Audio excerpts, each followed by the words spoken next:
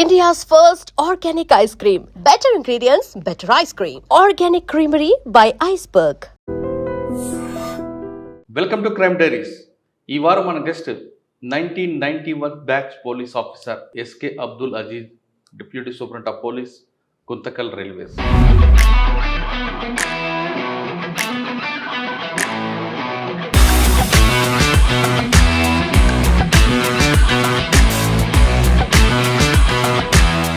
Guntakal railway station, Guntakal railway station అంటే పెద్ద police station జిఆర్పీలో. అవును. ఇక్కడ రాగానే మెయిన్ ఛాలెంజ్ ఏమొచ్చు? గుర్తులో ఏం చేస్తారంటే సిగ్నల్ ట్యాంపరింగ్ చేస్తారు. సిగ్నల్ ట్యాంపరింగ్ కేసులు ఎక్కువ. బయట నుంచి కొంతమంది చేస్తారు, లోపల లాక్కొని మీకు అక్కడి నుంచి జంప్ అవుతాం. మీ దగ్గర నుంచి వచ్చినా ఒకటే జరిగింది. ప్లాన్ చేసుకున్నాము విత్ ఆర్పిఎఫ్, మేము అంతా కలిసి టీం వర్క్ చేసి నెక్స్ట్ జరగకుండా చేసాము. గుర్తు ఎందుకు తీసుకుంటారంటే హైవే కరెక్ట్గా తీసుకుంటాం. అంటే వాళ్ళ వెహికల్ దాదాపుగా వాళ్ళ వెహికల్ తీసుకోవడం కానీ లేదా అక్కడి నుంచి పారిపోవడానికి ఈజీగా ఉంటుంది కదండి. ఈ గ్యాంగ్స్ అన్ని కూడా inter state gangs, other state gangs. ఈ గ్యాంగ్స్ బాగా గుంతకల్కి మన గుల్బర్గా నుంచి, సోలాపూర్ నుంచి, ఈ నాగపూర్ నుంచి ఈ గ్యాంగ్స్ ఎప్పుడైనా జరుగుతున్నాయి సార్. చాలా కష్టంగా ఉంది, ఓడికి చాలా తక్కువ ఉంది, అయినా కష్టపడి చేస్తున్నాము. స్టేషన్ మెయింటెనెన్స్ ఇచ్చేది 15,000, కానీ బడ్జెట్ తీసుకుంటే 1 lakh అబౌవ్ వస్తుంటుంది. స్టేషన్లో బండి ఇచ్చింది, ఆ బండికి డీజిల్ అయిపోతుంది. అది డీజీ లెవెల్లో వాళ్ళు ఆలోచించాలి, దాన్ని రివ్యూ చేసుకొని డిపార్ట్మెంట్ రమ్మంటారు. నేను చేస్తున్నాను, ఆ డిపార్ట్మెంట్లో భోజనం చేస్తాను, ఆ తిండి తింటాను. నేను డిపార్ట్మెంట్ని గౌరవిస్తాను, రెస్పెక్ట్ ఇస్తాను సార్.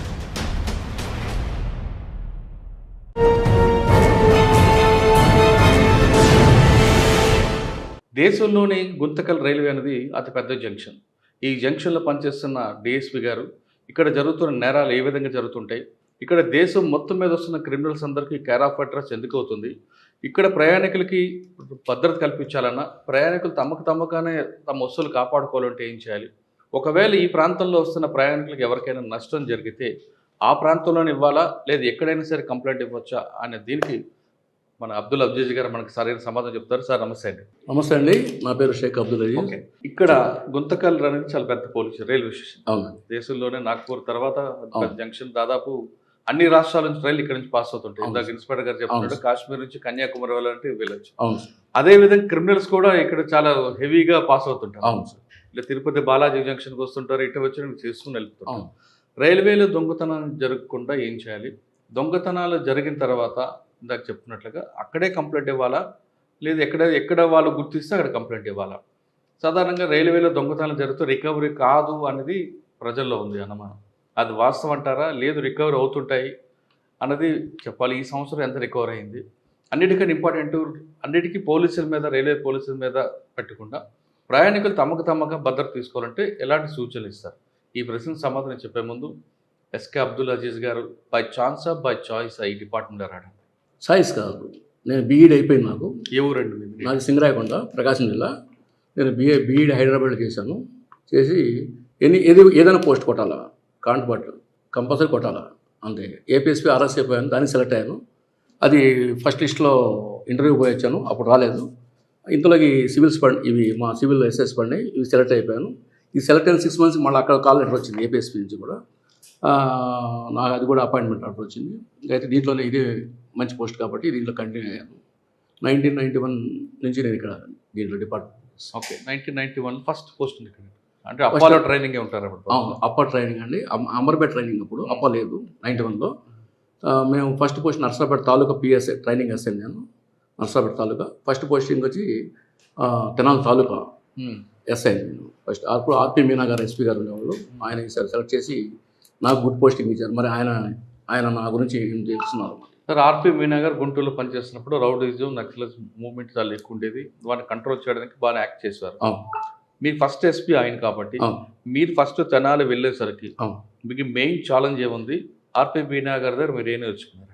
ఆర్పి మీనా గారితో నేను కంపేర్ చేయడం కరెక్ట్ కాదు, ఎందుకంటే ఆయన మంచి హార్డ్ ఆఫీసరు, గట్టి ఆఫీసర్. ఏం నేర్చుకున్నారు? ఆయన సిన్సియారిటీ నేర్చుకున్నాను ఆయన దగ్గర. సార్ నాకు పోస్టింగ్ ఇచ్చిన 100 కాళ్ళకి ట్రాన్స్ఫర్ అయిపోయారు. అట్లాగే నేను కూడా ఆయన నాకు పోస్టింగ్ ఇచ్చిన దానికి చాలా బాగా పనిచేశాను. అక్కడ తెనాలి ఏంటంటే అండి, ఎక్కువగా జూదం ఇవి ఎక్కువ ఉంటాయి. అంతకుమించి ఫ్యాక్షన్, బాంబ్స్ అవేం ఉండదు. సింపుల్ సివిల్ తగాదాలు అట్లాంటివి ఉంటాయి. అంతేకాని కాంప్లికేటెడ్ ఇష్యూస్ చాలా తక్కువ ఉంటాయి. చిన్న ఇష్యూ కొంచెం పెద్దదిగా చూపిస్తారు ఇక్కడ. కోడి పందాలు అవి జరుగుతూ ఉంటాయి. అవి దాదాపుగా నేను ప్రతిదానికి రైడ్ చేసి ఆపేవాడిని. పబ్లిక్లో కూడా మంచి సింపతి వచ్చేది నా గురించి. అట్లా చేసింది సార్. మీరు తెనాలి వెళ్ళేసరికి అక్కడ కొడాలి అని ఒక రౌడీ షీట్ ఉంటుంది, ఇప్పుడు ఎదురుపట్టాడు? లేదు సార్, లేదు. కొడాలి అని పేరు మీద. అది తర్వాత వచ్చాడు అతను. ఫస్ట్లో సార్ మెయిన్ ఛాలెంజ్ ఏముందండి అసలు? మరి వెళ్ళగానే ఫస్ట్ పోస్టింగ్ మంచి జోష్లో ఉంటారు అక్కడ. ఒక సోషల్ ఇవే ఉంటాయి, పేకాటను కోడి పందాలు ఎక్కువ నడుస్తున్నాయి నేను వెళ్ళినప్పుడు. ఇప్పుడు ఎట్లా ఉందో తెలియదు. తర్వాత తెనాలి 3 టౌన్ CA కూడా చేశాను నేను, ఇన్స్పెక్టర్ వచ్చినాక. ఎక్కువగా అవి ఎక్కువ ఉంటాయి, చిన్న చిన్న తగాదాలు ఉంటాయి. ప్రిస్టేజ్కి వెళ్తారు, ఇష్యూస్ పెద్ద తీసుకుంటారు. అంతకుమించి అక్కడ పెద్ద పెద్ద మర్డర్స్ ఇవన్నీ ఉండవు. రౌడీజం లైట్గా నడుస్తూ ఉంటుంది. అది వాళ్ళు కూడా అక్కడ అప్పుడప్పుడు ఫాలోస్. అంతా మన పల్నాడు సైడ్ చేశాను, ఎక్కువ కూడా చేశాను. అక్కడలాగా అంత ఇది ఉండదు. తెనాలి తర్వాత అండి? తెనాలి తర్వాత నేను మాచవరం అని, అది నక్సల్స్ ఏరియా. అప్పుడు నక్సల్స్ తిరుగుతునేవాళ్ళు, అట్లా అప్పుడు చేశాము. అక్కడ ఏమైందండి మీకు మెయిన్ ఛాలెంజ్? అక్కడ అప్పుడు కూడా ఎలక్షన్స్ అవి నడిచినాయి సార్. అప్పుడు నేను వెళ్ళిన తర్వాత ఎలక్షన్స్ వాటి మీద నడిచిపోయింది. 1 ఇయర్ చేశాను అక్కడ. అక్కడి నుంచి నేను చుండూరు వచ్చాను. చుండూరు అంటే చుండూరు అప్పటికి ఇష్యూ అయిపోయింది? అయిపోయినాక వెళ్ళాను సార్. అది ఎలా ఉందండి అప్పటికి? అక్కడ ఆ మూమెంట్, ఆ భావజాలం అక్కడ అంతా కనిపిస్తుందా? నేను వెళ్ళేటప్పుడు సార్ పబ్లిక్ వాళ్ళు పల్లె వాళ్ళు వేరే ఉండేది, వీళ్ళంతా వేరే ఉండేది. నేనేంటంటే కొంచెం సమయం కాలేదు సార్. అందరిలో కూడా వాళ్ళ అవేర్నెస్ కలిపి వాళ్ళిద్దరినీ కూడా కొంచెం దగ్గర చేశాను. మోరోవర్ పల్లెలోకి పోలీసు అప్పుడు ఎంటర్ అయ్యి రానిచ్చేవాడు కాదు. నన్ను చూసినాక నేను మాట్లాడే విధానం వాళ్ళు నచ్చింది. నేను మటుకు పల్లెలో వెళ్ళేవాడిని, వాళ్ళని పట్టుకొచ్చి లోపలేసేవాడిని. అప్పుడు చుండూరులో కోర్టు ఒకటి పెట్టారు, ప్రత్యేక కోర్టు. దాంట్లో కూడా పల్లె వాళ్ళే కొంతమంది, ఒక 2-3 ఫ్యాన్లో ఈ దొంగతనం చేశారు. అప్పుడు వాళ్ళని కూడా అరెస్ట్ చేశాను. నాకు ఎటు వాళ్ళు పబ్లిక్ కూడా కోఆపరేట్ చేసేవాళ్ళు. ఏంటంటే మనం ఫెయిర్గా ఉంటాం కాబట్టి వాళ్ళు కూడా ఇట్లా ఉంటారు. చుండూరు తర్వాత చేబ్రోలు కాంప్లికేటెడ్ పోలీస్ స్టేషన్. సంవత్సరానికి 5 లక్షలు మారేవాళ్ళు. నేను 3.5 years చేశాను అక్కడ. ఎందుకు అంత? అంటే అని కాదు, అక్కడ పొలిటికల్ ఇష్యూస్ ఎక్కువ ఉంటాయి కదండి. అవును, 2 ఎమ్మెల్యేస్ ఉన్నారు. సగం ఒక ఎమ్మెల్యే వచ్చేవాళ్ళు, సగం ఏమో వచ్చి వేమూరు కింద వచ్చేది, ఇంకోటేమో అది పత్తిపాడు కింద వచ్చేది. అట్లా అంటే అక్కడ పొలిటికల్ ఫెయిర్ మీకు రాలేదా? ఉండేది. పత్తిపాడు అప్పుడు మాకిన పెద్దరతే ఉండేవాళ్ళు. చేపలకి వేమూరులో ఆలపాటి రాజేంద్ర సార్ ఉండేవాడు. అంటే మరి ఆ ఇద్దరి మధ్యన ఎలా మీరు శాండ్విచ్ కాకుండా పనిచేశారు? అట్లా ఏం లేదు సార్. అది నా వర్క్ చేసుకుంటేవాడిని. పబ్లిక్ అప్రిసియేషన్ 80% ఉండేది. వర్క్ కొంచెం సిన్సియర్ చేస్తుండేవాళ్ళు. ఎస్పీలు కూడా కోఆపరేట్ చేసేవాడు. ఎవరండి అప్పుడు ఎస్పీ పూర్ణేంద్ర గారు ఉన్నారు, మాలకొండ గారు ఉన్నారు. తర్వాత అక్కడి నుంచి నేను పత్తిపాడు ఎస్ఐ. అక్కడ ఏమైనా గుర్తుందా కేసులు? అక్కడ ఎలక్షన్స్, అక్కడ పంచాయతీ ఎలక్షన్స్ అయ్యి చేశారు. కాంప్లికేటెడ్ ఇష్యూస్ కొన్ని అయ్యి కాకుండా కంప్లీట్. నేను ఏంటంటే కొంచెం ఇన్ఫర్మేషన్ ముందే పెట్టుకుంటాను, బిఫోర్గా యాక్ట్ చేసి కొంచెం అది ఇష్యూని పెద్దది కాకుండా చేస్తాను.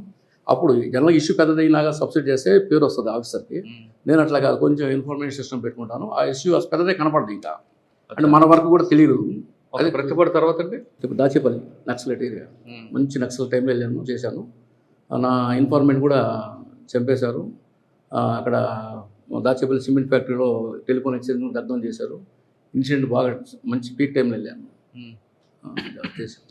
దాచేపల్లి తర్వాత అండి? దాచేపల్లి పెదకూరపాడు తర్వాత పట్టాపురం, గుంటూరు టౌన్. అక్కడ మీకు సీఏ ప్రమోషన్ వచ్చిందా? లేదు, అప్పుడు ఎస్ఐ. అక్కడ 1 year చేసాము. 1 year గవర్నమెంట్ మారింది, మళ్ళీ గవర్నమెంట్ మారినాక ప్రమోషన్ ట్రాన్స్ఫర్స్ ఉంటాయి.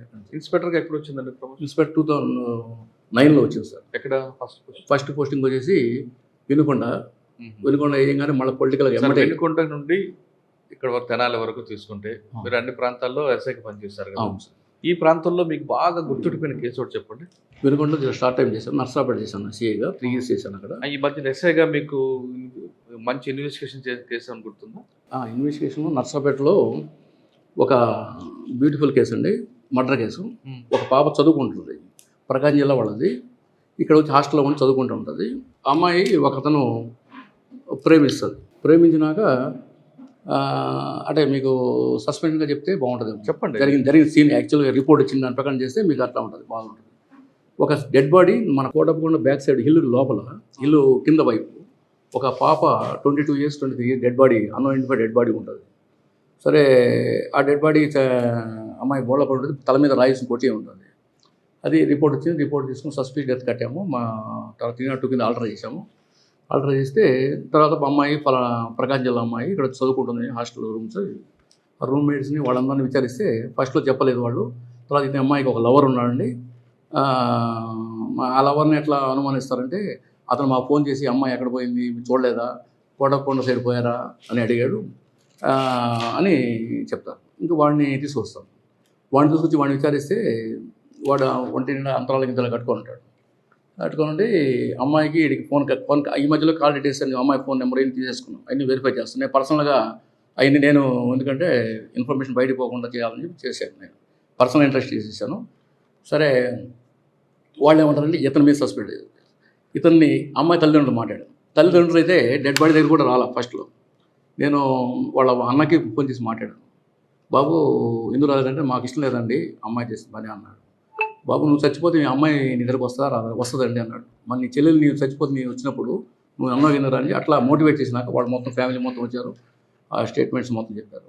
వాళ్ళ తల్లి కూడా అమ్మాయి తల్లి కూడా ఇతను ఫోన్ చేశాడు. ఈ అమ్మాయి ప్రియుడు అని అతను ఫోన్ చేసి ఏమండి అమ్మాయిని మీకు ఏం చేస్తున్నారంటే అన్నం తింటున్నామంటే మీకు అన్నం ఎడ తిన్న బుద్ధి ఏంది చచ్చిపోతే పోయి ఎత్తకండి కోటప్పండి దగ్గర ఎత్తకండి అన్నాడు అని చెప్పాడు.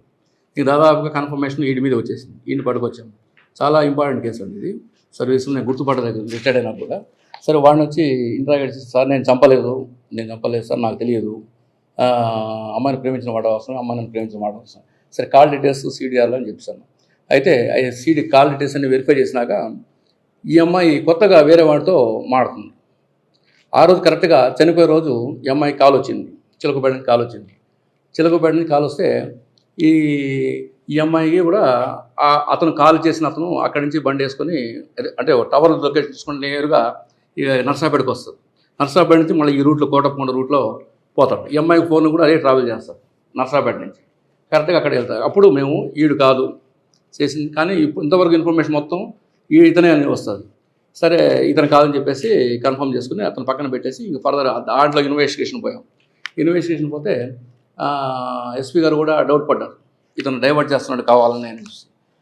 మళ్ళీ ఇంకో మధ్యలో ఇంకొక ముద్దాయి నేను పోలీస్ ఇంట్రాగేషన్ చంపానని అన్నాడు. అది పోయి ఇంట్రాగేషన్ అది కాదని చెప్పి తర్వాత ఈ మోటార్ సైకిల్ అతన్ని చిలుకపేట అతని చెప్పేసి మేము సిమ్ ద్వారా ఫస్ట్ వాడే తెలివిగా వేరే ఫోన్తో మాట్లాడి వేరే వాడిని పట్టుకుని ఇంటరాగేట్ చేస్తే వాడు నాదేనండి కానీ నేను మాట్లాడలేదు అని అంటాడు. కానీ మళ్ళీ వాడిని స్ట్రెస్ చేసినాక పలానాడు మాట్లాడాడు ఆ రోజు ఇస్తే అంటాడు. ఇంకా అతన్ని పట్టుకోగానే అతను పొలిటికల్గా కొంచెం ఇన్ఫ్లుయెన్స్ పర్సన్ అయినా కానీ పొలిటికల్ కానీ ఏం చేయకుండా మన టెక్నికల్గా మనం ఆధారపడడం ఒక నిర్దోషిని అరెస్ట్ చేయకుండా కరెక్ట్ దోషిని యాక్చువల్గా అతను ఫస్ట్లో తల్లిదండ్రులు చెప్పింది కానీ రూమ్మేట్ చెప్పింది కానీ ఇతన్ని ముద్దాయిగా ఫిక్స్ అప్ అయిపోతాడు. నేను తొందరపడి కానీ చేస్తుంటే ఒకటి జీవితం నాశనం అయిపోయేది. కానీ ఈ కాల్ డీటెయిల్స్ని బాగా వెరిఫై చూడడానికి నేను పర్సనల్ కూర్చున్నాను కంప్యూటర్ ముందు కూర్చొని మొత్తం వెరిఫై చేసి ఆ లొకేషన్లో మొత్తం చూసుకుంటా పోయి టెక్నికల్ హెల్ప్ తీసుకొని చేస్తే 1 month తర్వాత కరెక్ట్ ముద్దాయిని మేము పట్టుకోగలం. సిమ్ కార్డ్స్ ఆధారంగా నెంబర్ని ఐఎంబీ నెంబర్ మారి మళ్ళీ ఆ నెంబర్ మారి అంతా చాలా వర్కౌట్ చేయడం వల్ల ఒక అమాయకుడిని అరెస్ట్ చేయకుండా అంటే నాకు ఆయన అరెస్ట్ చేస్తే నాకు బర్డెన్ ఉండదు. అయిపోయి వాడి ముద్దాయి అన్ని అందరూ కూడా కన్ఫర్మ్ చేసుకుంటారు. ఎందుకంటే మర్డర్ చేశాడు వీడు ఏం చేశాడంటే ఈ అమ్మాయిది వాడు కాంటాక్ట్ పెట్టుకున్నాడు. సంథింగ్ అమ్మాయి ఏం చేస్తాడంటే మ్యారేజ్కి చేసింది. వాళ్ళేమో రెడ్డీస్ క్యాస్ట్ బాయ్, ఈయన విశ్వబ్రాహ్మణ్యం. వీడు ఏంటంటే వాడుకొని చేద్దాం అనుకున్నాడు. ఈ అమ్మాయి ఏంటంటే కాదు నన్ను పెళ్లి చేసుకోవాలా అని చెప్పేసి దాని మీద స్ట్రెస్ చేసింది. దాని మీద ఏం చేశాడంటే అక్కడ తీసుకెళ్ళి అమ్మాయి నమ్మకంగా పడుకొని ఉంది. చేతిలో పెన్ను కూడా అట్లా ఉండిపోయింది. ఎనర్జీ రాయిస్ని కొట్టాడు. ఒకటే దెబ్బ చచ్చిపోయింది. తర్వాత వాడు బండి వేసుకుని వెళ్ళిపోయాడు. అక్కడ మొత్తం బాగా ఎంక్వైరీ చేసాము. ఇంకా ఇన్వెస్టిగేషన్ నల్ల బండి బ్లాక్ కలర్ బుల్లెట్. ఏ సంవత్సరం జరిగిందండి ఇది 2012 అండి. 2012 కోటప్పకొండలో జరిగింది. అది మెయిన్ ఏంటంటే నేను ఫస్ట్ పట్టుకొచ్చిన వాళ్ళు వాడు చెప్పి రూమ్ నాకు రిస్క్ ఉండేది కాదు. ఏంటంటే అయిపోయింది కేసు మర్డర్ కేసులో ఎవరు అబ్జెక్షన్ చేసేవాడు కాదు. వాడు కూడా పాపం వాడు అమాయకుడు బలి అయ్యేవాడు. కానీ కరెక్ట్గా టెక్నాలజీ అన్ని వాడి కరెక్ట్ ముద్దాన్ని మేము అరెస్ట్ చేయాలి. అది ఒక నాకు సర్వీస్లో సంతృప్తి కలిగే కేసు సార్. ఓకే. నర్సరావుపేట తర్వాత ఎక్కడికి వచ్చారు మీరు? నర్సరావుపేట నుంచి నేను తెనాలి 3 Town సీఏగా చేశాను. తెనాలి 3 Town సీఏగా. ఓకే. అక్కడ ఎలక్షన్ అయినాక మళ్ళీ ట్రాన్స్ఫర్ వచ్చింది. అంటే తెనాలి మీరు ఎస్ఐగా ఫస్ట్ పోస్టింగ్ వెళ్ళారు. సీఏగా వెళ్ళాను. అక్కడికి ఇంకా ప్యాకెట్ క్లబ్లు ఉన్నాయా? అప్పటికి ఒక రన్ ఉండేది ట్రై చేశాం కానీ దొరకలేదండి. పక్కనే ఒకటి క్లబ్ రవీంద్రనాథ్ గారికి ఒకటి ఉండేది. అక్కడ ట్రై చేసాం 2-3 సార్లు ట్రై చేసాం కానీ దొరకలేదు. అంటే అప్పట్లో ఎస్ఐగా ఉన్నప్పుడు మొత్తం దానికి ఎక్కువ అడిక్టెడ్గా ఉండేవాడు పబ్లిక్ అంత లేదు, తగ్గింది కొంచెం. అంటే ఇప్పుడు కొంచెం మారుతుంటారు కదండి. సార్ సాధారణంగా ప్యాకెట్ క్లబ్బుల నుంచి బార్ల నుంచి పోలీసులు మామూలు వస్తాయి, వాళ్ళకి ఇన్ఫర్మేషన్ వెళ్తుంది అని ఒక ఆరోపణ ఉంది. అంటే ఎవరైనా చేస్తూ ఉంటారు కానీ సార్ నేను ఆ ప్యాకెట్ వాళ్ళు కూడా నేను ఎంటర్టైన్ చేయలేదు. మీరు తెలిసిన వాళ్ళు మల్లికార్జున వాళ్ళు తెలిసి ఉంటారు కదా, వాళ్ళని కనుక్కొని చెప్తారు సార్. మల్లికార్జున మీరు కలిసి ఎలా పని చేశారు? ఆయన నా దగ్గర ట్రైనింగ్ పిఎస్ఐ. ఒక ప్రాబ్లం ఎదుర్కొంటే నేను కరెక్ట్గా సార్ ఆఫీసర్లు చెప్పి నేను కరెక్ట్గా కరెక్ట్ చేశాడు అతను తప్పులే అని చెప్పేసి నేను సేవ్ చేశాను. తర్వాత తెనాలి తర్వాత ఎక్కడికి వచ్చారు? తెనాలి నుంచి సిఐడికి వెళ్ళాను 6 months. అక్కడి నుంచి ప్రమోషన్ తీసుకుని డిఎస్పీగా గ్రేహౌండ్స్కి వెళ్ళాను సార్. వైజాగ్ గ్రేహౌండ్ 2 years చేశాను. అక్కడ మీది వర్క్ అండ్ కోంబింగ్ కోవింగ్ అంటే ఏజ్ ఎక్కువ అని చెప్పేసి నాకు ఆఫీస్ ఏఓ ఇచ్చారు, అడ్మినిస్ట్రేషన్ ఇచ్చారు. అట్లా అడ్మినిస్ట్రేషన్ తర్వాత అక్కడి నుంచి ఈ గుంటూరు రూరల్ మహిళ చేశాను, 1 year చేశాను. దిశ అంటే అప్పుడు మహిళ ఉంది. అక్కడి నుంచి మళ్ళీ మచిలీపట్నం మహిళకు ట్రాన్స్ఫర్ చేశారు ఎలక్షన్స్ బిఫోర్. అంటే అంతకుముందు ఎలక్షన్ అక్కడ చేశాను కాబట్టి తెనాల్లో అక్కడ ఉండకూడదంటే అక్కడ వెళ్ళాను సార్. అక్కడ 3.5 years చేశాను. దాని తర్వాత ఇక్కడ వచ్చాను సార్. ఆ 3.5 సంవత్సరాలు మీకు బాగా గుర్తుండిపోయిన కేసు ఉంది అక్కడ? మహిళా పోలీస్ స్టేషన్లో అది లేడీస్ ఫ్యామిలీ డిస్ప్యూట్స్, అది ఫ్యామిలీ డిస్ప్యూట్ కేసు కట్టేవాడిని కాదు. కౌన్సిలింగ్ చేసి కౌన్సిలింగ్ టీం పెట్టాను నేను. పెట్టి 4 లేడీస్ని కరెక్ట్ పర్సన్స్, ఒక అడ్వకేటు, సోషల్ సర్వీస్ చేసేవాళ్ళని పెట్టి చాలా ఫ్యామిలీస్ నిలబెట్టాను అనేది సాటిస్ఫాక్షన్ ఉంది. కేసు అంటే అది ఎంతో ఫ్యామిలీస్ మీకు తెలియదే ఉంటుంది. ఒక్కోసారి చిన్న విషయం కూడా 490 పెట్టుకుంటారు. అది పెద్ద ఒక సైజులు కట్టాము కానీ అది అంతా చెప్పుకోదగ్గ కేసు. తర్వాత అండి సార్ అక్కడి నుంచి నేను ఇక్కడికి వచ్చాను. సాధారణ రైల్వే పోలీస్ అనగానే ఏదో పనిష్మెంట్ అనుకుంటారు, మీరు ఎలా ఫీల్ అవుతున్నారు ఇక్కడ? పనిష్మెంట్ ఏం కాదు సార్, పనిష్మెంట్ కాదు. చాలా ఇది కూడా ఇక్కడ క్రైమ్ జరుగుతుంది. ఇవన్నీ కూడా పబ్లిక్స్కి అవి మెయిన్ ఇంపార్టెంట్. అదే బ్యాగులు పాపం నగలు పెట్టుకొస్తారు, ఎక్కుతారు, వీళ్ళు మధ్యలో కొట్టేస్తారు. Sir Guntakal railway station, Guntakal railway junction అది పెద్ద పోలీస్ స్టేషన్ జిఆర్పీలో. అవును. ఇక్కడ రాగానే మీకు మెయిన్ ఛాలెంజ్ ఏమొచ్చు? ఈ ప్రాపర్టీ అఫెన్స్లే. మేము ఇన్స్పెక్టర్ గారు మేము కలిసి అంతకుముందు గుత్తి అయినా ఉండేది. గుత్తిలో ఏం చేస్తారంటే సిగ్నల్ ట్యాంపరింగ్ చేస్తారు. సిగ్నల్ ట్యాంపరింగ్ కేసులు ఎక్కువ. ఎట్లా అంటే రైల్వే ట్రైన్ వస్తూ ఉంటుంది, వీళ్ళు ఏం చేస్తారంటే ముందు ఒక మనిషి అక్కడ ఉంటాడు, కరెక్ట్ లోపల ట్రైన్లో 2-3 ఉంటారు. వీళ్ళు ఏం చేస్తారంటే దాన్ని ఫ్యూజ్ లాగేస్తారు. లాగానే సిగ్నల్ దగ్గర బండి ఆగిపోద్ది అవుటర్లో. ఆగానే వీళ్ళు పోయేసి స్నాచింగ్స్ బయట నుంచి కొంతమంది చేస్తారు, లోపల లాక్కొని ఇంకా అక్కడి నుంచి జంప్ అవుతారు. అది మేము రాకముందు 2018లో 5-6 జరిగినాయి. మేము జరిగింది వచ్చినా ఒకటే జరిగింది. ప్లాన్ చేసుకున్నాము విత్ ఆర్పిఎఫ్, మేము అంతా కలిసి టీం వర్క్ చేసి నెక్స్ట్ జరగకుండా చేసాము. లాస్ట్ ఇయర్ నెక్స్ట్ కూడా తర్వాత కూడా ఏం అట్లాంటి ఏం జరగలేదు. సార్ గుర్తు ఎందుకు ఎంచుకుంటారండి? అంటే రోడ్ కనెక్టే ఉందా? హైవే వాళ్ళు ఏం చేస్తారంటే సిగ్నల్ ట్యాంపరింగ్ ఇచ్చేసేటప్పుడు ఏం చేస్తారంటే హైవే కనెక్టివిటీ చూసుకుంటారు. అంటే వాళ్ళ వెహికల్ దాదాపుగా వాళ్ళ వెహికల్ తెచ్చుకోవడం కానీ లేదా అక్కడి నుంచి పారిపోవడానికి ఈజీగా ఉంటుంది, వేరే బండి ఎక్కి వెళ్ళిపోవడానికి కానీ ఈజీగా ఉంటుంది.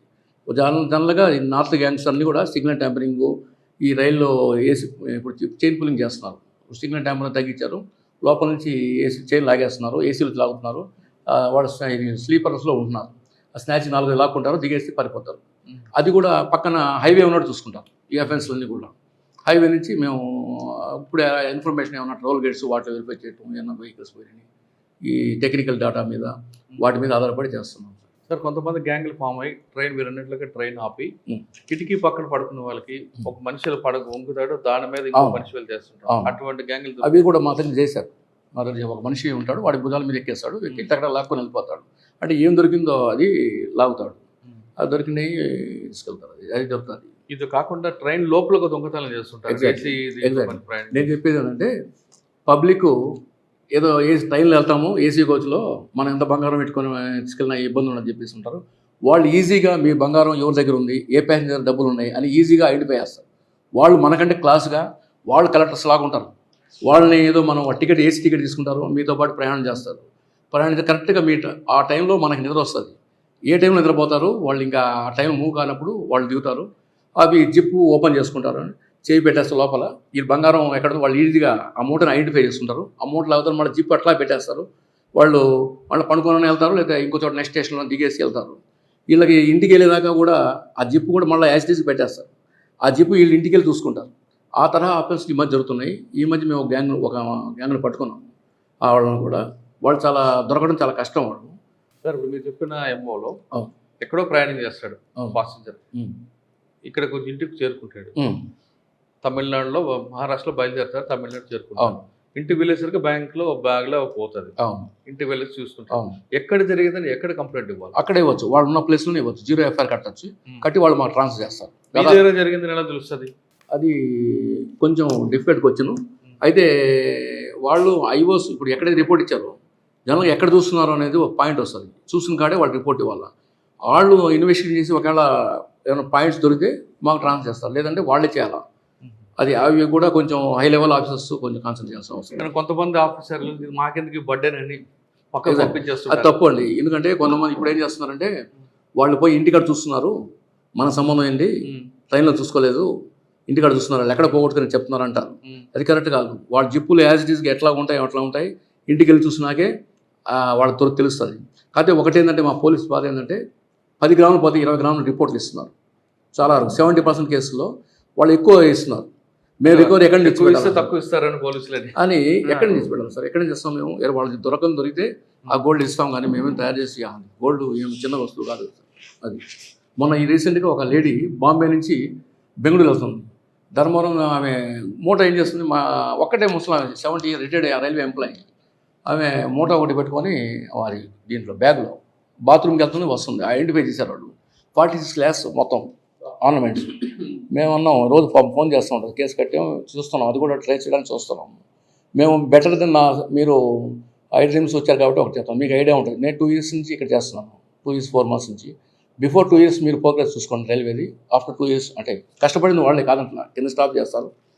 నేను వాళ్ళ కోఆపరేటివ్గా ఎట్లా చేయాలనేది వాళ్ళకి ఇవ్వాల్సిన హెల్ప్ నేను చేసుకుంటే చాలు, వాళ్ళు పని చేసుకుంటూ పోతారు. మా ఇన్స్పెక్టర్ వాళ్ళు కూడా నేను కోఆపరేషన్ చేస్తుంటాను, వాళ్ళు కూడా పని బాగా చేసి సబ్ డివిజన్ మంచి పేరు ఇచ్చారు. డిటెక్షన్ మీకు కావాలి 2 years బిఫోర్, 2 years తర్వాత చూసుకోండి సార్. ఎంత ఉందండి మాకు 60% ఉంది రికవరీ.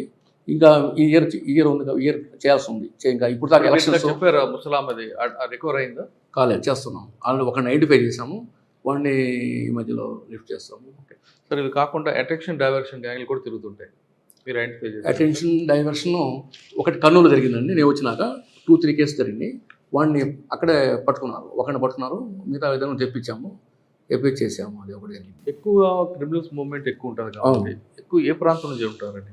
మాకు ఆదోని నుంచి ఈ ధర్మవరం, హిందూపురం లోపల దొరుకుతాయి ఈ రూట్లో. ఇక్కడ కర్నూలు సైడు ఇక్కడ దొరుకుతాయి. ఎక్కడ? కర్నూలు వెళ్ళేటప్పుడు కర్నూలుకి యువతలు దొరుకుతాయి. దోను, కర్నూలు ఈ ప్రాంతంలో దొరుకుతాయి. పెండెకల్లు ఈ ప్రాంతం దొరుకుతాయి. నంద్యాల నుంచి కొంచెం తక్కువ, నంద్యాల లోపల దొరుకుతాయి. నంద్యాల అవతల పెద్దగా ఉండవు రిపోర్ట్స్, అంటే చిన్న చిన్నగా దొరుకుతాయి. మెయిన్ ఆఫీస్ దొరుకుతాయి. పగిడిరాయి ఇక్కడ ఉంది, పగిడిరాయి. అంతకుముందు ఎక్కువ జరిగాయి, ఈ మధ్య కూడా 2-3 జరిగినాయి. ఒక గ్యాంగ్ రెడ్ హ్యాండ్కి మేము పట్టుకున్నాము, టెక్నికల్ హెల్ప్తో ఇవి చేశారు. అదే రోజు పట్టుకున్నాము. అఫ్కోర్స్ మేము చూపించడం అరెస్ట్ తర్వాత చూపించాం. సార్ ఇవన్నీ పట్టుకుంటున్నారు కదా, రికవరీ అవుతాయా వీళ్ళ దగ్గర? అవుతాయి. చేయాలి. దొంగతనం జరిగించి ఒప్పుకుంటారు కదా, వాళ్ళ ప్రజెంట్స్ మొత్తం వెరిఫై చేస్తాము. వాడు ఉంటే అది కంపల్సరీ వాడే చేసినప్పుడు వాడు కట్టాల్సిందే కదండి. వాడు నేరం చేశాడు, వాడు అమ్మేడు చూపిస్తాడు, అది మేము రికవర్ చేసి అట్లా చూపిస్తాం. అది రికవర్ వస్తుంది అంటారు. అంటే ఈ గ్యాంగ్స్ అన్నీ కూడా ఇంటర్స్టేట్ గ్యాంగ్సా, అదర్ స్టేట్ గ్యాంగ్స్? ఈ గ్యాంగ్స్ బాగా గుంతకల్కి మన గుల్బర్గా నుంచి, సోలాపూర్ నుంచి, ఈ నాగపూర్ నుంచి ఈ గ్యాంగ్స్ ఎప్పుడైనా తిరుగుతున్నాయి సార్. చాలా కష్టంగా ఉంది, ఫోర్స్ చాలా తక్కువ ఉంది, అయినా కష్టపడి చేస్తున్నాము. ఈ లాస్ట్ 2-3 months నుంచి మాకు ఆర్పిఎఫ్ వాళ్ళు ఎలక్షన్ డ్యూటీకి వెళ్ళిపోయారు, మా వాళ్ళు కొంతమంది వెళ్ళిపోయారు. అందువల్ల అఫెన్స్ కూడా చాలా జరిగింది ఈ సంవత్సరం. ప్రతి సంవత్సరం లాండెడ్ పోలీస్ వాళ్ళు మాకు కొంతమంది స్టాఫ్ ఇస్తారు. అది కూడా లేకుండా మేము ఇన్స్పెక్టర్స్ కూడా తిరుగుతున్నాం, మేము కూడా తిరుగుతున్నాం నైట్ రౌండ్స్. అటు తిరిగితేనే కొంతవరకు కంట్రోల్ చేయగలిగాం, లేదా ఇంకా చాలా జరుగుతాయి. ఓకే. గుంతకల్ రైల్వే డివిజన్లో ఏ టైంలో ఎక్కువగా అఫెన్స్ అవుతుంటాయి? జనరల్గా ఎక్కడైనా కానీ సార్ రైల్వే అఫెన్స్ మొత్తం కూడా ఆఫ్టర్ 1-3 మధ్యలో, 3.5-4 మధ్యలో దొరుకుతాయి. ఎక్కడైనా అంతే. అంటే డైలీ ఉంటాయండి ఇక్కడ అఫెన్స్? లేదు. సెల్ ఫోన్ తీసుకెళ్తారు కొంతమంది. ఇక్కడ మన స్టేట్ వాళ్ళు ఏమైందంటే ఒక బండి స్లో అయిందంటే బండి ఒకసారి డైవర్షన్ పెడతారు. ఇక్కడ జరిగిన మొన్న అఫెన్స్ మొత్తం కూడా వెనక క్రాసింగ్ కోసం పెడతారు. అక్కడ వాడు అడ్వాంటేజ్ తీసుకొని లాగి దిగి వెళ్ళిపోతాడు. పెనుగొండ దగ్గర జరిగినాయి అట్లా స్నాచెస్. వాళ్ళని కూడా ఐడెంటిఫై చేసాము, కొంచెం ప్రాసెస్. కానీ మెయిన్ ట్రైన్స్లో అన్నింటి కూడా జిఆర్పి సెక్యూరిటీ ఉంటుంది కదండి. ఆర్పిఎఫ్ ఉంటుంది, జిఆర్పి ఉంటుంది. ఆర్పిఎఫ్ ఉంటుంది. ఆర్పిఎఫ్ సార్ పెట్టెలు ఎన్ని ఉంటాయి, 15-16 ఉంటాయి. వాడు చూసుకుంటాడు, పోలీస్ మూవ్మెంట్ చూసుకొని చేస్తారు. దాదాపుగా పోలీసులు ఎస్కాట్ ఉన్న బళ్ళు ఇచ్చారు. ఈ మధ్య దాదాపు 1.5 years నుంచి తెలివిగా ఏ బళ్ళకి మేము ఎస్కాట్ ఇవ్వము, ఆ బళ్ళకి వీక్లీ ట్రైన్స్ వస్తాయి, వాటికి జనరల్గా మేము ఇవ్వము ఎస్కాట్. వాటికి అఫెన్స్ చేస్తున్నారు వాళ్ళు. సార్ గుంతకల్ డివిజన్లో పర్టికులర్గా ఏ బెల్ట్ చెప్పారు మీరు ఇందాక, ఆ బెల్ట్ వరకు మీరు ఎస్కాట్ ఇస్తుంటారా? ఇస్తున్నాం సార్. ఇప్పుడు కానిస్టేబుల్ లేకపోయినా ఒక కానిస్టేబుల్కి ఇచ్చి వెపన్ ఇచ్చి, నేనే లేను, ఇన్స్పెక్టర్ లేడు, వెరీ నైట్ రౌండ్స్ ఆడిపోయి నేను తుగ్గలి ఎక్కడ పోయి నిలబడ్డాను, వెపన్ తీసుకుని మా సీసీని తీసుకొని మెన్ లేరు, బందోబస్తు ఎలక్షన్ మేము కష్టపడి చేసాం. చేయబట్టి లేదా ఈ పెట్రోలింగ్లో ఉన్న టైంలో ఎప్పుడైనా అఫెండర్ ఎదురుపడ్డాడు? ఎట్లా సార్? అఫెండర్ ఎప్పుడైనా కనబడ్డాడు మీకు? అది మొన్న పట్టుకున్నాం సార్, గుత్తిలో రెడ్ హ్యాండ్లో పట్టుకున్నాం. వాడు ప్రాపర్టీ ఆ రోజు చేసింది, మార్నింగ్ చేసింది. ఇన్స్పెక్టర్ గారు వెళ్ళారు. సో నేను వెళ్తా అంటే బండి వద్దు సార్, బైక్ మీద రమ్మంటే నేను బైక్ వేసుకెళ్ళాను. మా ఇన్స్పెక్టర్ కూడా అటు కర్నూలు వాళ్ళంతా వచ్చారు. వాళ్ళని అక్కడ గుత్తి గడపగానే వాళ్ళు అక్కడి నుంచి మళ్ళీ బస్సులో మూవ్ అయ్యారు. బస్సులో మాకు మళ్ళీ సిగ్నల్స్ ఇట్లా బస్సు వెహికల్ వెళ్తున్నారు సార్, వెహికల్ అన్నారు. అంటే ఏ వెహికల్ మాకు తెలియదు. వెహికల్ మీద పోయి గుంతకల్ ఇన్స్పెక్టర్ పట్టుకున్నారు. అంటే మీరు చాలా మంది నేరస్తులు చూస్తుంటారు కదా ఎగ్జాక్ట్. రైల్వే దీంట్లో, ఎందుకంటే ఈ డివిజన్ ఎందుకు ఎంచుకుంటున్నారు వాళ్ళు? వాళ్ళు యాక్సెస్ ఈజీగా ఉన్నాయి, ఈ నెంబర్ ఆఫ్ ట్రైన్స్ ఉన్నాయి. ఆ ట్రైన్లో రావచ్చు, ఈ ట్రైన్లో వెళ్ళిపోవచ్చు. ఒక నగ అండి ఒకటి అమ్ముకుంటే 60,000 70,000 వస్తాయి. అది ఒక వాడు ఏం చేస్తాడు. అంటే నేరస్తులు మీరు అందాక ఆర్గనైజ్డ్ క్రైమ్ చెప్పారు, లోపల ఇద్దరు ఉంటారు, బయట ఇద్దరు ఉంటారు, జరుగుతుంటారు. అలా కాకుండా సింగిల్ అఫెండర్స్ అఫెండర్ కొంచెం అఫీషియల్ గా ఉండి కూడా చేస్తారు. అటువంటి వాళ్ళు మీకు ఎదురుపడ్డారు? పట్టుకున్నాము కూడా, చాలా మంది పట్టుకున్నాము. ఇప్పుడు లాస్ట్ ఇయర్ ఇజ్రాయల్ అని, మొహమ్మద్ ఇజ్రాయల్ నాకు కూడా అది బై ఫింగర్ ప్రింట్ ద్వారా వచ్చింది. మా ఫింగర్ ప్రింట్ చూస్తే స్టేట్ దాంట్లో చూస్తే లేవు, ఎక్కడ నేరాలు లేవు వచ్చినాయి. మా ఎస్పీ గారు చౌడేశ్వర్ గారు ఆమె ఏంటంటే నేషనల్ దాంట్లో చూపించి ఆమె ఇంట్రెస్ట్ ఇస్తున్నాను. ఆ ఫింగర్ ప్రింట్ని పొలం అతన్ని గ్యాంగ్స్టర్ అతను అక్కడ నాగ్పూర్. మా ఇన్స్పెక్టర్ వాళ్ళ పోయి అతన్ని క్యాచ్ చేసి తీసుకొచ్చాము, అరెస్ట్ చేసాము. అది సార్ మీరు నాగ్పూర్ పంపించారు. ట్రైన్ టికెట్స్ అంటే గవర్నమెంట్ ఇస్తుంది, కానీ అక్కడ లోకల్ గా వెళ్ళిన తర్వాత అక్కడ అకామిడేషన్, ట్రాన్స్పోర్ట్ అంతా కూడా ఎక్స్పెండిచర్ ఉంటుంది. ఇది ఎవరు బేర్ చేస్తారు? అది ఎట్లాగా సార్, ఇప్పుడు ఎప్పుడు కేసులు టీఏలు ఇస్తారు, మనకి శాలరీ వస్తుంది, సఫిషియెంట్ శాలరీ వస్తుంది. శాలరీ వస్తుందంటే మనం అఫెండర్ పట్టుకోవడానికి కాదు కదా. కాదు, ఇప్పుడు చేయాలి, మరి తప్పదు, అట్లా చేస్తూ ఉంటాము. అట్లాగే ఏమైనా మిస్లేనియస్ ఏమైనా అడిగితే ఎస్పీ గారు ఏమైనా చేస్తారు అట్లా డ్యూటీస్ పోయినప్పుడు.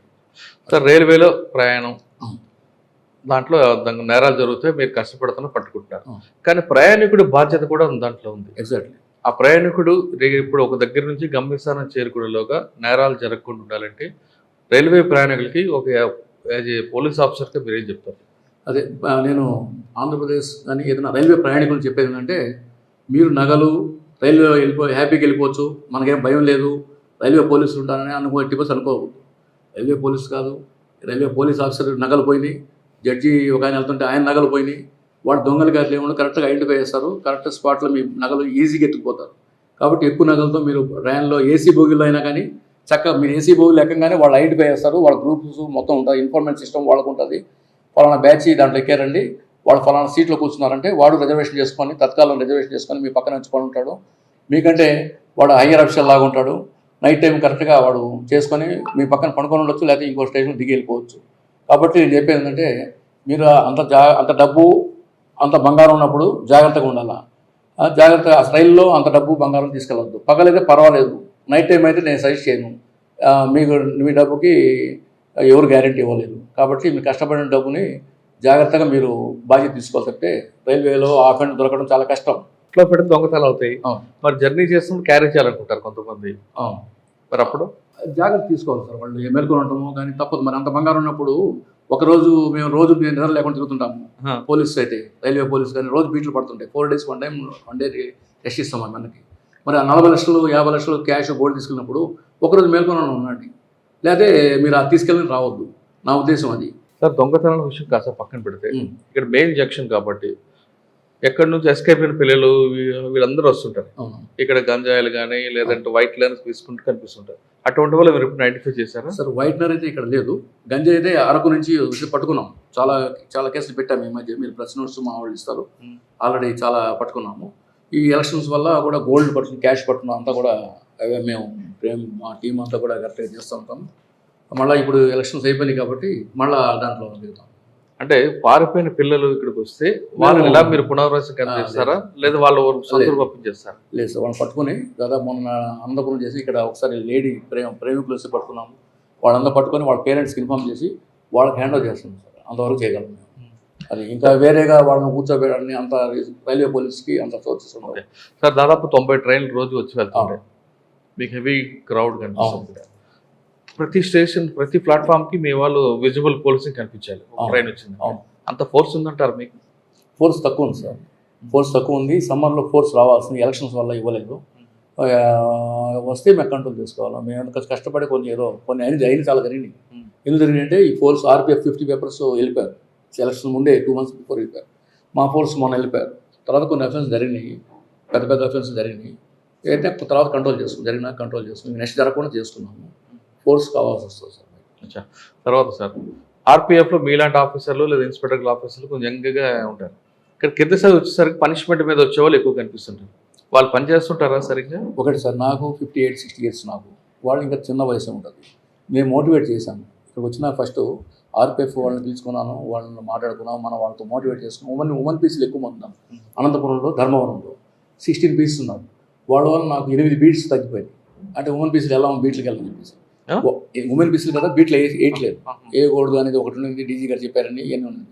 నేను వాళ్ళని మోటివేట్ చేశాను సార్. మీరు ఆర్పిఎఫ్ వాళ్ళతో మాట చెప్తారు, వాళ్ళు ఉమెన్ పీసులు సింగిల్గా వెళ్తారు. చూసారు మీరు రైల్వేలో చూసారు, ఉమెన్ పీసులు పిస్టల్ పెట్టుకుంటారు, ఒకటే ఉమెన్ పీస్ తిరుగుతూ ఉంటుంది రైల్వే ఆర్పిఎఫ్ వాళ్ళు. అది వాళ్ళని చూపించారు, వాళ్ళతో పిలిపించి వీళ్ళు మోటివేట్ చేసి వాళ్ళకి వెపన్ ఉంది తిరుగుతారు, మనకి వెపన్స్ ఇస్తాం, వెపన్స్ వీళ్ళు తీసుకోరు అని చెప్పేసి వీళ్ళకి ఉమెన్స్ కూడా బీట్లు వేసాం సార్. నేను వచ్చినాక వేసాను, అంతకుముందు ఎప్పుడు లేదు. వాళ్ళు మోటివేట్ చేయించి వాళ్ళ డ్యూటీస్ చూపించి వాళ్ళతో మాట్లాడించాను. వీళ్ళందరినీ కూర్చోబెట్టి మాట్లాడించాను. అప్పటి నుంచి వాళ్ళ బీట్లు కూడా వేస్తాను. అంటే పెద్ద బీట్లు లేకుండా. సాధారణంగా ఇక్కడికి వచ్చేవాళ్ళు ఫోకల్ పోస్ట్ నాన్ ఫోకల్ అని తీసుకుంటారు పోలీసు. ఫోకల్ అంటే బయట లా అండ్ ఆర్డర్ బాగుంటుంది, ఇది నాన్ ఫోకల్, ఈ రైల్వేలో దొంగతనాలు ఇది తప్ప వేరే ఉండవు అని అనుకుంటారు. ఆ భావంతో వచ్చే వాళ్ళకి మీరేం చెప్తారు? మనం అంటే రాకముందు ఏదన్నా మనకి ఇష్టం లేనిది వెళ్ళకపోవడం మంచిది, కానీ వచ్చినాక మటుకు అక్కడ ఏం జరుగుతుంది దాన్ని మనం ఎట్లా కంట్రోల్ చేయాలా, మన లిమిట్స్లో ఏం జరగకుండా చూసుకోవడం కరెక్ట్. అది ఉద్యోగం కరెక్ట్ చేయాలి సార్. అది నా పాలసీ కూడా అదే. ఇక్కడ స్టడీ చేశాను, చిన్నగా వీళ్ళు హెల్ప్ చేస్తున్నాను, అట్లా చేశాను. మా ఇన్స్పెక్టర్స్ని మీరు అడగని చెప్తారు. వాళ్ళతో కోఆపరేట్, వాళ్ళ వర్క్కి వాళ్ళు ఎంత కోఆపరేట్ ఎంత చేస్తాను, మ్యాక్సిమం నా నుంచి వాళ్ళ కోఆపరేషన్ వాళ్ళకి చేస్తాను. ఓకే. గుంతకల్ రైల్వే పోలీస్కి మధ్యన ఒక అవార్డు వచ్చింది, స్కాచ్ అవార్డు వచ్చింది సార్. అది నేషనల్ లెవెల్లో మన పోలీస్కి ఇక్కడ వచ్చింది. Guntakal railway madam SP Chowdeshwar గారు ఆమె హార్డ్ వర్క్ చేశారు. అంటే కొత్త టెక్నిక్స్ టెక్నాలజీని అందుబాటులో తెచ్చారు. మమ్మల్ని కూడా మోటివేట్ చేశారు. వర్క్ని మెన్ని కూడా అనవసరంగా అంతకుముందు హెడ్ క్వార్టర్లో ఎక్కువ మంది వేస్ట్గా ఉండేవారు, వాళ్ళందరినీ కూడా డ్యూటీ చేసి అంతా చేశారు. అందువల్ల ఆమెకే క్రెడిట్ మాది. అంటే ఇక్కడ రైల్వే ప్రయాణికులు మీరు మళ్ళీ ఒకసారి చెప్పండి, ఏం చెప్తారు? రైల్వే ప్రయాణికులందరూ నమస్కారం పెట్టి చెప్తున్నానమ్మా, మీరు డబ్బులు నన్ను చూసి చెప్పండి, ఫోన్లు పెట్టుకొని ప్రయాణం చేయొద్దు. డబ్బులు నగలు తీసుకొస్తే మీరు ప్రయాణం అయ్యేంత వరకు జాగ్రత్తగా ఉంచుకోవాల్సిన బాధ్యత మీరే. పోలీసులు పట్టుకొస్తారు చేస్తారనేది చాలా తక్కువగా ఉంటుంది రైల్వే. ఎందుకంటే మాకుండే ఫోర్స్ చాలా తక్కువ మంది ఉంటారు. 90 ట్రైన్లు వెళ్తాయి. 90 ట్రైన్లు వెళ్ళాలంటే 90 మంది కానిస్టేబుల్స్ లేదా 180 మంది కానిస్టేబుల్ కావాలి. కానీ స్టేషన్లో 15 మంది కానిస్టేబుల్ ఉంటారు గుంతకల్లో. కాబట్టి దయచేసి మీరు అర్థం చేసుకోండి, మీ ధనానికి మీ బంగారం వాటన్నిటికీ కూడా మీరే బాధ్యత తీసుకోవాలి. రాత్రిపూట మీరు ఎక్కువగా ట్రైన్లలో ఎక్కువ తీసుకురాబోకండి. ఎందుకంటే నేరస్తులు నార్త్ సైడ్ నుంచి, ముఖ్యంగా గుంతకల్ నుంచి బెంగళూరు వరకు చాలామంది నార్త్ సైడ్ నుంచి, ఇది షోలాపూర్ నుంచి, గుల్బర్గా నుంచి పెద్ద నేరస్తులు గ్యాంగ్స్, పార్టీ గ్యాంగ్ పట్టుకున్నాం మేము. వాళ్ళందరూ తిరుగుతుంటారు. వాళ్ళు చాలా తెలివైన నేరస్తులు. కాబట్టి మీరు ట్రైన్లో ప్రయాణించేటప్పుడు వీళ్ళంత తక్కువ నగలు కానీ తెచ్చుకోండి, ఎక్కువ తీసుకురాకండి. వాటిని మీరు జాగ్రత్తగా తీసుకోవాలని బాధ్యత మీదే. పోలీస్ చేస్తారు అనేది అది సెకండరీ విషయం, తర్వాత విషయం. కాబట్టి దయచేసి రైల్లో కదా, ఏసీలో కదా, తలుపులు వేసి ఉంటాయి, ఎవరు రారు అనుకోవద్దు. వాళ్ళకి అక్కడ కూడా జరగడానికి చాలా జరిగినాయి, ఈ మధ్య చాలా జరిగినాయి. వాళ్ళు మీలాగా ప్రయాణికుల్లా తిరుగుతున్నారు. ప్రయాణికుల్లా ఉదయం మీరు నిద్రపోగానే ఏదో మీ మీద మత్తు చల్లడం కానీ ఏదో చేసి తీసుకెళ్ళడం జరుగుతుంది. కాబట్టి జాగ్రత్తగా ఉండాల్సి ప్రార్థిస్తున్నాను. ఓకే, ఫైనల్గా చెప్పండి సార్, ఈ డిపార్ట్మెంట్లో రావాలనుకున్న ఆస్పిరెంట్స్ మీరు ఇచ్చే మెసేజ్ చాలా రమ్మంటారా వద్దంటారు? రమ్మని చెప్తాను. కంపల్సరీ రావాలా, యాక్టివ్గా చేయాలా ఉంటుంది. ఇప్పుడు ఏఆర్ అనుకోండి, పొలిటికల్ ప్రెషర్ ఉండదు. రిజర్వ్ పోలీస్కి పొలిటికల్ ప్రెషర్ ఉండదు, పొలిటికల్తో సంబంధం ఉండదు. లా అండ్ ఆర్డర్ పోలీస్కి కంపల్సరీ పొలిటికల్ ప్రెషర్ ఉంటుంది. వాటి నుంచి మనకు ప్రెషర్ వస్తుంది. ఆ తట్టుకునేట్టు రావాలా. వాళ్ళని కూడా మనం ప్రెస్ని, పొలిటికల్ని, పబ్లిక్ని, కింది స్థాయి స్టాఫ్ని, నలుగురిని కూడా మనం మేనేజ్ చేసుకుంటా వెళ్తేనే సక్సెస్ఫుల్గా ఉంటాం. కరెక్టే మీరు చెప్పింది. ఒక గతంలో 91లో వచ్చినప్పుడు 89 బ్యాచ్ 91 బ్యాచ్ అలా బాగానే ఉండేది. కానీ క్రమేపీ అది పొలిటికల్ హ్యాండ్స్ కింద వెళ్ళిపోతుంది, అప్పర్ హ్యాండ్ వాళ్ళది అవుతుంది. అది ఒకటే కాకుండా స్టేషన్ బడ్జెట్ కూడా పెరుగుతుంది, పోలీస్ స్టేషన్కి వచ్చే బడ్జెట్. ఇటువంటి సర్కమ్స్టెన్స్లో రావాలంటారా, లేదు ఖచ్చితంగా పబ్లిక్ సేవ చేయాలంటే ఇదే బెస్ట్ ప్లాట్ఫామ్ అంటారా? పబ్లిక్ సర్వీస్ చేస్తారు పోలీసులో. కొంచెం మన కష్టాలు కొంచెం పక్కన పెట్టుకొని, కష్టాల గురించి ఆలోచించకుండా పబ్లిక్ సర్వీస్ చేద్దామని అంటే పోలీస్ డిపార్ట్మెంట్ నుంచి లేదు. ఈవెన్ రెవెన్యూ వాళ్ళకంటే కూడా మన ఇనిషియేటివ్ తీసుకుంటే చాలా పబ్లిక్ హెల్ప్ చేస్తారు. మన పోలీస్ కారణంగానే పబ్లిక్ మనం సర్వ్ చేయిస్తారు. కరెక్ట్, పబ్లిక్ సర్వీస్ చేయొచ్చు. కానీ నా చేతుల నుంచి చంపరిపోతున్నప్పుడు నేను ఎందుకు చేయాలి? లేదు సార్, మెయింటెనెన్స్ 15,000 ఇస్తున్నాం. స్టేషన్ మెయింటెనెన్స్ 15,000 ఇస్తున్నారు, స్టేషనరీ వాటికి ఇస్తున్నారు. అది ప్రాబ్లం ఎక్కడ ఉండదు. అది స్టేషన్ మెయింటెనెన్స్ ఇచ్చేది 15,000, కానీ ఆ బడ్జెట్ తీసుకుంటే 1 lakh అబవ్ వస్తుంటుంది. మీకు స్టేషన్లో బండి ఇచ్చింది, ఆ బండికి డీజిల్ అయిపోతుంటుంది. అది డీజీ లెవెల్లో వాళ్ళు ఆలోచించాలి, దాన్ని రివ్యూ చేసుకొని దాని సొల్యూషన్ కూడా ఆలోచించే బాధ్యత ఉంది సార్. డిపార్ట్మెంట్ రమ్మంటారు మీరు? రమ్మంటాను సార్, రమ్మంటాను. నేను చేస్తున్నాను, ఆ డిపార్ట్మెంట్లో భోజనం చేస్తున్నాను, ఆ తిండి తింటున్నాను. నేను డిపార్ట్మెంట్ని గౌరవిస్తాను, రెస్పెక్ట్ ఇస్తాను సార్. నేను రెస్పెక్ట్ కూడా డ్యూటీ చేసుకుంటా. నా లిమిట్స్ వరకు జాగ్రత్తగా ఏం కాకుండా చూసుకుంటా. పక్క లిమిట్స్ గురించి ఆలోచించాను. నా లిమిట్స్ జరగకూడదు, ప్రశాంతంగా ఉండాలా, ఎక్కడైనా కూడా నేను అదే సర్వీస్ అంతా అంతే సార్. ఎటువంటి పరిస్థితులైనా సార్ ఫేస్ చేయాలంటే ఈ డిపార్ట్మెంట్ రావాలంటారు మీరు? కాదు, అంటే వాళ్ళ ఒక్కొక్క మనిషి ఒక్కొక్కటి సర్వీస్ చేయొచ్చు సార్. దీంట్లో పూర్ పబ్లిక్ చాలా సర్వీస్ చేయొచ్చు. మనం చట్టాన్ని కొనలేదు అనే వాళ్ళకి మనం చాలా హెల్ప్ చేయొచ్చు సార్. 1991లో మీరు డిపార్ట్మెంట్కి వచ్చి తెనాలి ఆ ప్రాంతం తిరిగినప్పుడు ఒక ఎస్ఐ ఒక బుల్లెట్ మీద తిరుగుతుంటే అదొక రెస్పెక్ట్ ఉంటుంది. పబ్లిక్ ఆ సౌండ్కే పారిపోయేవారు. పబ్లిక్ కాదు, క్రిమినల్స్ పారిపోతే పబ్లిక్ నిల్చొని సెల్యూట్ చేసేవారు. అప్పుడు ప్రజలకి పోలీసుల మీద ఒక గౌరవం ఉండేది. భయంతో కూడా గౌరవమా లేదా గౌరవంతో కూడా ఏదో ఒక సంథింగ్ అంటే ఒక కవర్ ఉండేది. అది క్రమేపీ ఇప్పుడు తగ్గిపోవడానికి ఏం కారణం అనుకుంటారు? ఇప్పుడు ఆఫీసరు మెయింటైన్ చేసిన దాన్ని బట్టి ఉంటుంది సార్. ఆఫీసరు తప్పుగా బిహేవ్ చేస్తుంటే ప్రజలు చేస్తారు. ఇది మంచిగా చేస్తున్నాడంటే నమస్కారం పెడతారు సార్, ఇప్పుడు కూడా పెడతారు. ఇప్పుడు పెట్టడం వేరు. అప్పట్లో ప్రజలకి పోలీస్ అంటే భయం గౌరవం రెండు ఉండేది. ఇప్పుడు భయం పోయింది, గౌరవం కూడా క్రమేపీ తగ్గిపోతుంది. ఆ గ్యాప్ రావడానికి అవేర్నెస్, పబ్లిక్లో అవేర్నెస్ పెరిగింది. అప్పుడు ఎమ్మెల్యేస్ అన్న భయపడేవాళ్ళు, ఇప్పుడు ఎమ్మెల్యేస్ ఎట్లా నిలదీస్తున్నారు. నిన్న మీరు చూశారు, జరిగింది తెనాల్లో. అట్లా ఈ పబ్లిక్లో అవేర్నెస్ పెరిగింది, వాళ్ళు జరిగింది. కాబట్టి మనం కూడా మన ఎడ్యుకేషన్ మనంతా రూల్స్ మేము వచ్చినప్పుడు వేరేగా ఉంది, ఇప్పుడు వేరేగా ఉంది కాదంటలా. కానీ మన వర్క్ మనం చేసుకుని పోతే, సిన్సియర్ చేసుకుపోతే ఆ రెస్పెక్ట్ ఉంటుంది మనకు. ఆఫీస్ అంటే పరిస్థితుల ప్రకారం మనం కూడా మారుతుండాలంటారు. మన పని చేయాలి సార్, మన చట్ట ప్రకారం మనం చేయాలి. అంతేగాని మన సొంతగా నిర్ణయం కాదు, చట్ట ప్రకారం మనం జాగ్రత్త చేసుకుంటూ పోవాలి సార్, సిన్సియర్గా. నా అడ్వైస్ అది. పబ్లిక్ని హెరాస్ చేయకూడదు. అది ప్రజలకు సేవ చేయాలంటే ఖచ్చితంగా పోలీస్ డిపార్ట్మెంట్ రండి అంటున్నారు అబ్దుల్ అజీజ్ గారు. ఇందులోకి వచ్చిన తర్వాత కష్టాలు నష్టాలు ఉంటాయి, కానీ అల్టిమేట్గా తీసుకుని చివరికి వచ్చేసరికి ఏదో ఒక రోజు పబ్లిక్ సర్వీస్ చేసాం అన్న ఒక మంచి తృప్తి ఉంటుందంటూ చెప్తున్నారు. ఆయన 91లో వచ్చినప్పుడు ఈ డిపార్ట్మెంట్లో ప్రజలకి పోలీసులకి మధ్యన ఒక అనుబంధం ఉండేది. అది క్రమేపీ పెరిగిందా లేదా అనేది ప్రజలకి నిర్ణయించాల్సిన అవసరం ఉంది. కానీ పోలీస్ డిపార్ట్మెంట్ రండి, ప్రజలకు మంచి సర్వీస్ చేయండి అంటూ అజీజ్ గారు చెప్తున్నారు. ఇది అబ్దుల్ అజీజ్ గారితో ఎక్స్క్లూజివ్ ఇంటర్వ్యూ. వచ్చే వారం మరొక మళ్ళీ కలుద్దాం. అంతవరకు నమస్తే. Thank you sir. Thank you very much.